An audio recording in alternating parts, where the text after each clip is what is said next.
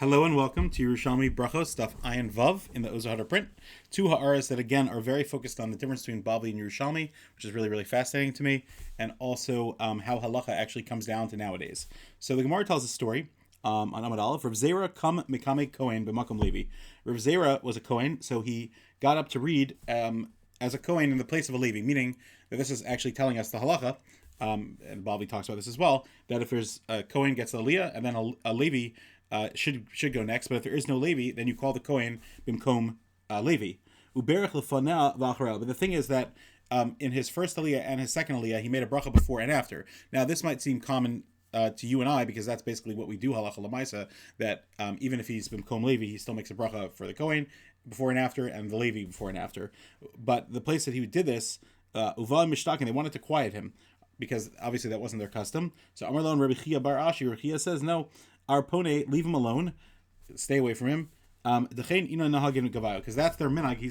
He's doing the right thing. So I want to bring down a couple of interesting ha'aras. So first of all, it's a very famous Gemara in Megillah. It's actually a Mishnah, Parak Gimel, Mishnah Aleph. That basically, normally in the olden days, they would make one bracha for the first Olah, and then no one else would make a bracha until the last Olah would make the bracha at the end. But then they instituted a change that basically we didn't want people who were coming in late, even back then there were people that came in late, we didn't want them coming in late and thinking that there was no bracha before making Berachos Torah. So therefore, they made it that everybody makes a bracha before and after. However, the machlokas here is, and again, this assumes a lot of things, but there's different mafarshim that explain different things. The Sadi Yoshua, Mara Folda, Pnei Moshe, Ayin Sham, when you're learning it, Be'in, you'll see. But basically, they held that since you know that you're the Kohen, therefore, and the Levi, before you got up, so you should make one bracha beforehand, then read the whole Kohen Aliyah, then stop, read the Levi Aliyah, and then make one bracha after. And he held, like how we paskin, halacha l'maisa in most places, that since it's still a chashash, that people could come in and think, wait, there's no bracha before, no bracha after. Therefore, even if he's getting the same, even if he's getting two aliyahs, he would have to make a bracha before and after, which is again how most of us would paskin.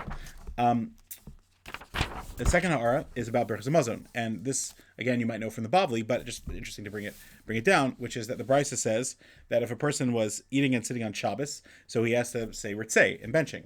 But what if he forgot Retzei? So we know halacha l'maisa, depending on which meal, it's machlokas for, but let's just first go in order. So we know that for Friday night and Shabbos day, if somebody forgot Retzei, they have to repeat. Now, does this apply to women or not? It's beyond the scope of this conversation. Does it apply at Shalosh Shudas? The Aruch HaShulchan says not. Many people say yes, etc., etc. There's a lot to discuss. There's definitely what to rely on not to repeat for Shalosh Shudas, but I'll ask you, that's a local Orthodox rabbi.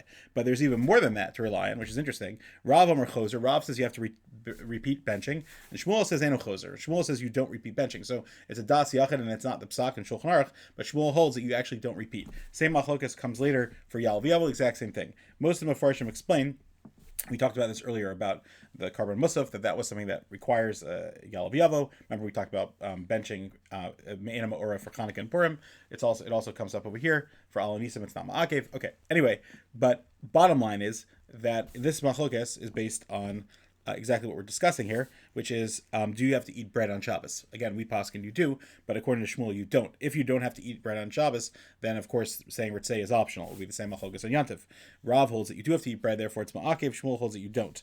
And that's basically the basic gist here. But again, just looking through Vashitas in the Bavli Yerushalmi, just very interesting to understand halacha, how it develops, and the brilliance of the Beis Yosef and how he pulled this together, and of course the Torah and so many other Mefarshim. There's one more thing I wanted to bring down. I was joking around about how people would come late to shul. So I forgot if it's the Arzarua. There's a very famous Rishon that Vujer brings down, I believe, that basically, maybe I saw it on the Beis Yosef. I'm sorry, I don't remember where it was, but basically it says that the reason that they do what's it called, 7 aliyahs on Shabbos, is to make up for all the days that people skipped. A lot of people only came to davening on Shabbos, so therefore in order to make up for all the days of the week that they skipped, at least on Shabbos they hear 7 times the lane. So you see back then, people had issues getting to shul as well. The Gemara says it's Nicker Shachain Ra.